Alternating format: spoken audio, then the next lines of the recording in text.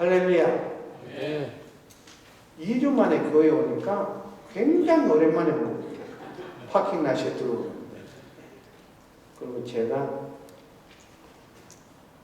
조금 동작이 떴다고 우리 권집사님이 뭐하고 이제 올라가고 마이크를 가지고 삑 소리가 나요. 죄송합니다. 오늘 이 본문 말씀을 가지고 하나님의 소원이라는 제목으로 은혜를 나누겠습니다. 사람은 너나 할 것 없이 누구나 소원이 있습니다. 아이는 아이대로 소원이 있고 어른은 어른대로 소원이 있죠.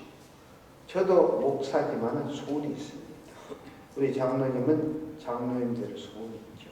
근데 소원이 다를 뿐이지 소원이 없는 사람은 없습니다. 그래서 누구나 할 것 없이 자기 소원이 이루어지기를 원합니다.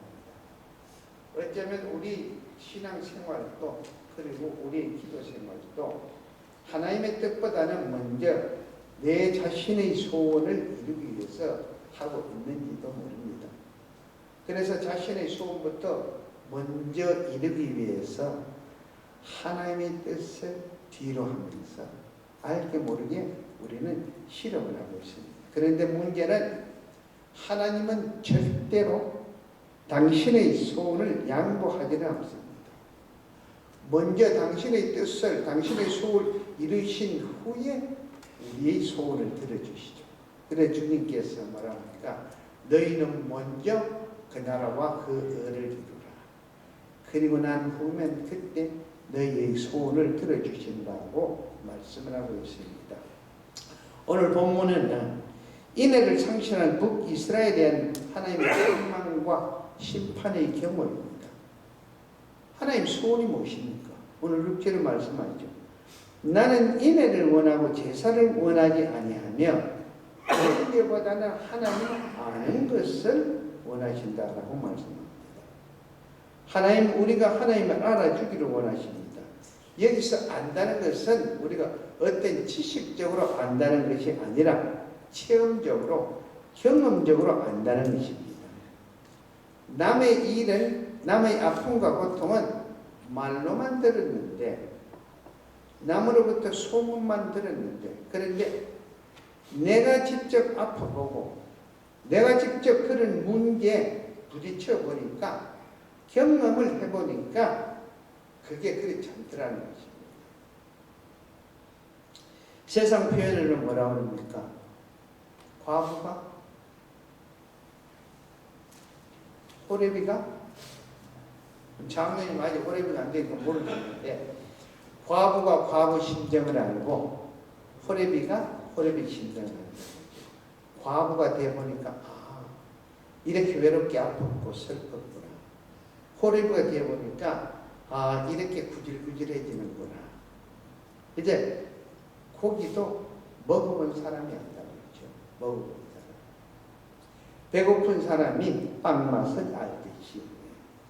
그래서 여러분 아픔도 고통도 고난도 슬픔도 내 억울함도 기쁨도 행복도 즐거움도 그리고 감사도 내가 직접 당해보고 경험해보니 그때야 확실히 알겠더라라는 것입니다. 그래서 우리를 향한 하나님의 소원이 하나님을 좀 알아달라는 것입니다. 입으로만 하나님하고 입으로만 하나님 어떻다 하는 것이 아니라 실질적으로 하나님을 좀 알아달라는 것입니다. 그래서 잠언서 기자는 잠언서 1장과 9장에 여호와를 아는 것이 지혜와 지식의 근본이라고 말씀합니다. 하나님만 확실히 알고 나면 그때부터는 천국도 알고 그때부터는 지옥도 압니다. 하나님을 알고 나니까 나를 알고 남도 알더라는 것입니다. 하나님을 알고 나니까 세상도 알면서 확실한 분별력이 생깁니다. 분별력.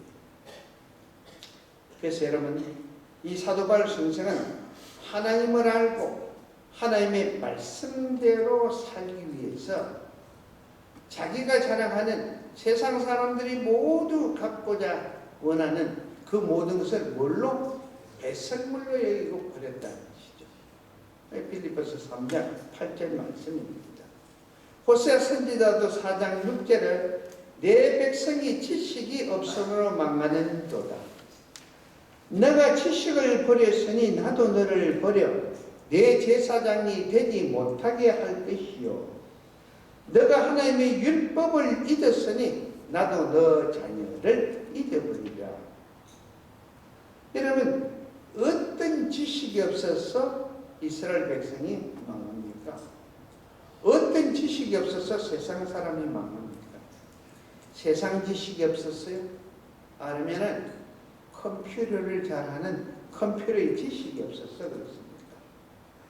이런 세상적인 지식이 아니라 하나님을 아는 지식이 없으니 망하더라라는 것입니다. 여러분, 왜 사람들이 버림을 받습니까? 버림받는 이유가 무엇입니까? 내가 하나님을 버리니까 하나님도 나를 버리더라는 것이에요. 내가 하나님을 던지고 내 길을 갔더니 하나님 역시도 나를 던지더라는 것입니다. 그래서 결국 내가 한 대로 내가 당하는 것입니다. 이것을 두고 성경에서는 무엇입니까? 심는 대로 거둔다. 심는 대로. 하나님은 끊임없이 당신을 알리시려고 갖가지 방법을 다해서 역사하시는데도 인간은 하나님 아는 지식을 갖기를 갖가지 이유와 핑계로 외면하면서 하나님을 던지고 자기 길을 우선으로 가고 있습니다. 그런 인간을 향한 하나님의 절규가 오늘 본문 읽어드린 4절 5절에 에브라임아 내가 너에게 어떻게 하랴 유다야 내가 너에게 어떻게 하랴 너희의 인애가 아침 구름이나 희업시기는 있을 같도다. 그러므로 내가 선지자들로 그들을 치고 내 입의 말로 그들을 죽였노니 내 심판은 빛처럼 나오니라 라고 말씀하고 있습니다. 그리고 하나님의 소원은 뭡니까? 제사도 중요하지만 먼저 하나님 자신을 알아달라고 소원을 하십니다.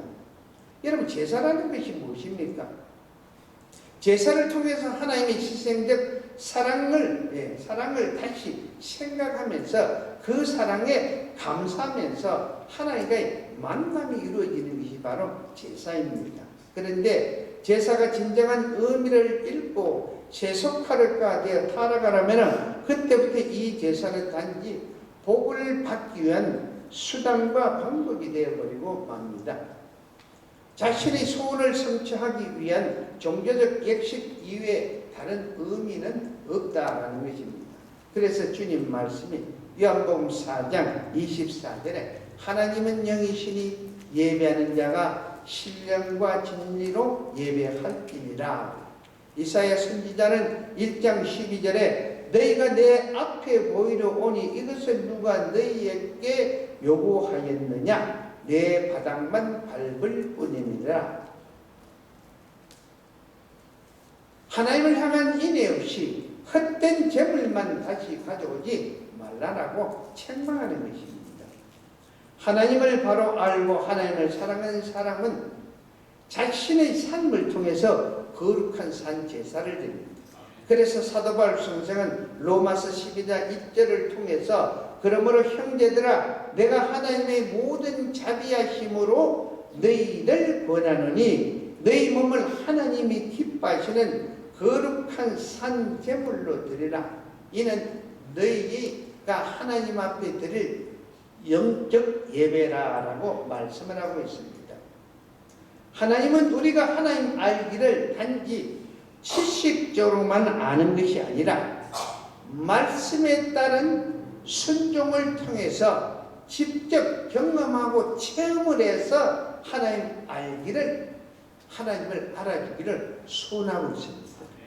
이 말씀이 오늘 여러분에게 드리고 있는 말씀입니다. 말씀. 그걸 6장 1절에 뭐라고 그럽니까? 찢으시고 때리시고 심판하시는 공의의 하나님이시라고 말씀하고 있습니다. 그래서 1절에 오라 우리가 여호와께로 돌아가자. 여호와께서 우리를 찢으셨으나 도로 낫게 하실 것이요 우리를 치셨으나 사며 주실 것이라고 본장 1절에 말씀을 하고 있습니다. 하나님은 이스라엘이 범죄하고 있을 때 선지자를 통해서 심판이 있다. 예루살렘 성은 망할 것이다. 그런데도 너희가 계속적으로 죄를 범하면 예루살렘 성전은 불타버린다고 심판을 경고했습니다. 여러분은 어떻게 생각합니까? 내가 세상과 양다리를 거치면서 어떨 때는 세상 쪽에 이익과 이의 타산이 있었어. 어떨 때는 은혜가 있어서 하나님 쪽에 외줄타기라는데, 그런데도 불구하고 아직도 내가 건재하고 아직도 내가 괜찮고 견딜만하고 버틸만 하다고 해서 그래서 하나님의 공의 곧 하나님의 심판이 없다고 생각합니까?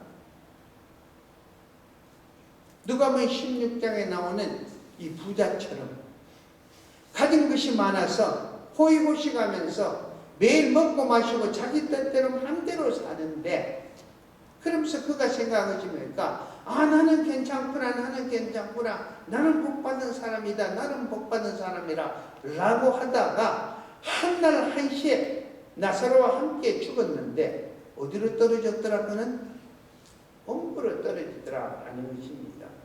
그래서 갈라디아서 6장 8절에 자기 육체를 위해 심는 자는 육체로부터 썩일 것을 거둘 것이요 성령을 위하여 심는 자는 성령으로부터 영생을 거둘 것이다 라고 말씀을 합니다.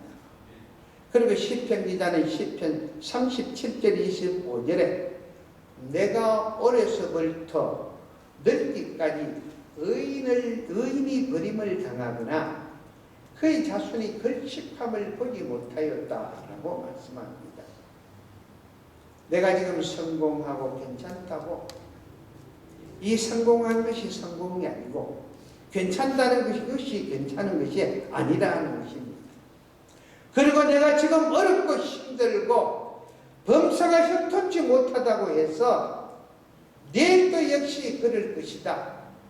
절대 그렇지 않다라는 것입니다. 하나님은 무엇이든지 힘든 대로 거두게 하시고 믿음대로 그릇대로 역사하기 때문에 하나님의 공의는 반드시 꼭 실현될 것입니다. 그래서 하나님의 소원은 우리가 꼭 이것을 알고 살아가는 것입니다. 무엇을 하든지 먼저 하나님을 알고 하나님의 공의를 알고 그렇게 살아가고 우리에게 권면을 하고 있습니다. 하나님 우리의 머리가닥도 세십니다. 그리고 이처럼 구체적이고 확실한 하나님이시기에 잘못하는 자녀들을 책망하시지 않고 그냥 그렇게 두리뭉실하게 얼렁뚱땅 넘어가시는 그런 하나님이 아니라는 것을 하나님께서는 우리에게 말씀을 주고 있습니다. 모든 심판과 정죄는 하나님이 하신다는 것을 성경 66권을 통해서 우리에게 철저히 말씀하고 있습니다. 그리고 매를 맞고 고통 중에 있는 사람들에게 그냥 내버려 두지 않는다고도 말씀하십니다. 이제는 삼해 주시고 도로 낫게 해주시다고 아까 말씀 1절에서 말씀을 드렸습니다. 그래서 매를 치시는 공의의 하나님도 알아야 하지만 또 삼해 주시고 치유하시는 하나님의 사랑도 동시에 우리가 알아야 된다 하는 것입니다. 하나님의 진로 속에는 심판과 함께 하나님의 창조적인 사랑이 계시되어 있음을 꼭 알아야 합니다. 부모가 자식을 징계한 후에 다시 보듬어 주지요. 그리고 다시 기회를 주는 것처럼 이것이 하나님의 이 아버지의 마음이라는 것입니다. 여러분, 자식이 사고를 치고 나가면은 이제는 너는 내하고 관계 끝이라고 그냥 내버려 둡니까? 아니죠. 내 자신하고 가장 친한 그 아들 친구를 함께 전화를 하든가 물어보죠. 얘 어떻게 지내냐, 어떻게 지내냐. 그리고 만나서는 모르게 돈 떠주면서 배고플 때 아이 밥도 좀 사주고 하라. 이것이 여러분 아버지의 마음입니다. 이런 마음을 하나님께서는 알아달라고 우리에게 부탁을 하십니다. 그래서 우리는 범사가 형통하며 잘 나갈 때, 그리고 여유가 있을 때일수록 더욱더욱 하나님의 공의를 알고 언제 어느 때나 어떤 환경과 어떤 형편에서든 그 나라와 그 의를 우선해야 될 줄로 믿습니다. 그리고 어렵고 힘들고 고난과 고통과 질병이 있을 때도 우리가 낙심하거나 좌절하지 마시고 하나님의 공의를 생각하면서 다시 부르시고 일으키시는 사랑의 하나님이시라는 것을 우리는 항상 기억을 해야 됩니다. 그리고 소망을 가져야 됩니다. 우리가 하나님을 알았다면서 아는 자답게 하나님의 소원대로 살아야 되겠죠. 그 하나님의 소원이 무엇입니까? 다시 돌아오라는 것입니다. 탕자가 아버지의 재산을 가지고 나갔다가 다 탕진하고 난 후에 노숙자가 되었습니다. 그 노숙자가 되었을 때 이 탕자가 무엇입니까? 아버지를 믿고 아버지를 의지하고 모든 것을 아버지께 맡기고 다시 그 믿음으로 아버지께 돌아왔더니 아버지는 모든 것을 회복시켜 주시고, 이처럼 하나님 아버지는 뭡니까? 책임지시는 하나님이라는 것입니다. 그래서 하나님이 소원하시기를 언제 어느 때는 어떤 상황에서든 다시 되돌아오기를 소원하고 있습니다. 그 다음 두 번째 하나님의 소원입니까? 매를 맞더라도 언제 어느 때나 감사를 하라는 것입니다. 매 맞는 자식보다 때리는 아버지의 마음이 더 아프고 괴롭습니다. 이 말의 구체적 사건이 바로 십자가의 사건입니다. 십자가를 통해서 때리시고 구속하시고는 하나님께서는 부활을 통해서 하나님의 뜨거운 사랑을 제시해 주셨습니다. 그래서 사도 바울 선생은 데살로니가전서 5장 18절에 범사에 감사하라, 이는 그리스도 예수 안에서 하나님의 뜻이다 그랬죠. 하나님이 우리를 향하신 하나님의 뜻이 다른 것이 아닙니다. 언제나 때는 어떤 형편과 처지에서 어떤 아픔과 고통에서든 항상 감사라는 것입니다. 감사. 이것이 하나님은 우리를 향한 두 번째 소원이죠. 그 다음 세 번째는 무엇입니까? 하나님의 소원은 사랑에 의한 응답은 바로 사랑이다라는 것입니다. 그래서 하나님은 인애를 원하십니다. 하나님에 대한 사랑이 없는 제사는 빛 좋은 제사입니다. 빛 좋은 제사, 안고 없는 찐밥, 있으나 마나 똑같습니다. 또 사랑이 없는, 사랑이 없는, 감사가 없는 제사, 그 제사가 무엇이 필요하겠습니까? 하나님에 대한 사랑은 이웃을 통해서, 그리고 성전 봉사와 헌신을 통해서, 그리고 헌금을 통해서 나타납니다. 그래서 인애가 없는 제사는 아무런 소용이 없다는 것입니다. 순종. 그래서 인애하는 순종이 제사보다 낫다. 순종이 제사보다 낫다. 인애가 없는 믿음은 죽은 믿음이다. 그래서 행함이 있는 믿음이어야 된다는 것입니다. 그래서 행함이 없는 믿음은 죽은 믿음입니다. 기독교의 십자가의 상징이 무엇입니까? 그것은 바로 십자가의 사랑의 상징입니다. 하나님을 잘 안다면서 십자가를 피하다든가 십자가를 거부한다는 것, 부인한다는 것, 이것은 무엇입니까? 이런 사람을 두고 기독교 위선자라고 있습니다. 이건 좀 그래도 아름답게 표현하는 거죠. 이걸 심하게 표현하는 겁니다. 배신자입니다. 배신자. 그래서 주님께서 너희가 내 제자가 되려면 뭘 하라? 자기를 부인하라 그러죠. 자기를 부인하라. 저는 자기를 부인하라는 걸 이렇게 표현합니다. 내가 누군데 하는 거예요. 그리고 자기가 져야 할 그 십자가를 지라. 이게 뭡니까? 내가 누군데 나를 내려놓는 거예요. 그게 자기 십자가입니다. 근데 하나님을 한다면서 자기를 부인하지 못하고 자기가 져야 할 그 십자가를 지지 못하는 그 사람은 사기꾼 있는 사람입니다. 주님 말씀대로 뜻대로 죄에 대해서 죽었더니 그것이 의가 되어서 하나님께서 부활을 시켜주십니다. 그래서 주님 말씀이 내가 너희 빚을 다 탕감해 줬으니 너희 역시도 남의 빚을 이웃의 빚을 탕감해 줘라. 내가 너 발을 닦아준 것처럼, 내가 너를 사랑한 것처럼, 내가 너를 죽기까지 섬긴 것처럼 너 역시도 그렇게 섬기고 너 역시도 그렇게 사랑을 해라 하고 부탁을 합니다. 그래서 하나님을 아는 모든 사람은 하나님의 이 말씀대로, 하나님의 이 부탁, 이 소원대로 그대로 살아야 됩니다. 하나님 소원대로 사는데 아무런 변명도 아무런 이유도 우리는 될 수가 없습니다.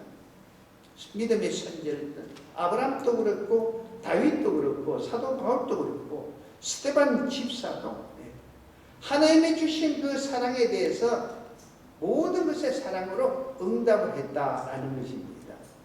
하나님을 모르고 하나님의 공의와 심판을 모르고 하나님의 사랑과 용서를 모르니까 교만하죠. 그것을 모르니까 싸웁니다.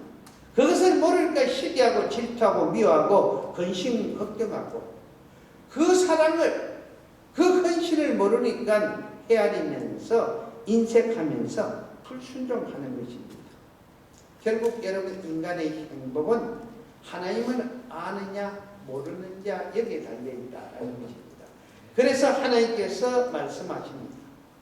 제사도 좋고 번제도 좋지만 그것보다 더 중요하고 더 좋은 것은 내가 무엇을 소원하는지 그것을 알고 하나님이 소원하는 대로 순종하며 신앙생활을 하라고 오늘 하나님께서 다시 그 소원을 우리에게 알려줍니다.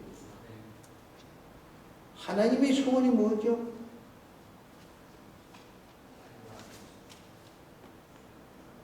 야, 여러분 표정이 뭔지 아세요?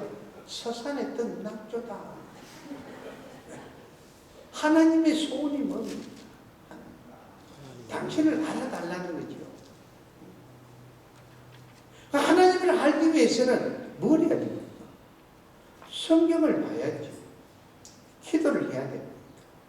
그런데 성경을 봤고 본다고 합니까? 기도한다고 합니까? 성경을 봤으면 그 말씀대로 뭘 해야? 순종을 해야 돼. 그래 지금 있죠. 그래야 확실히 합니다. 그럴 때 하나님이 하나님으로 자랑할 수가 있고 그럴 때 우리는 당당하게 그리스도인으로서 믿으라고 보여줄 수가 있지. 그런 우리 교회가 되고 저가 되고 여러분 되시기를 예수 이름으로 축원합니다. 하나님 감사합니다. 오늘 주신 이 말씀 가슴에 새겨서 입술로만 주를 찾고 입술로만 주를 믿으면 부흥받는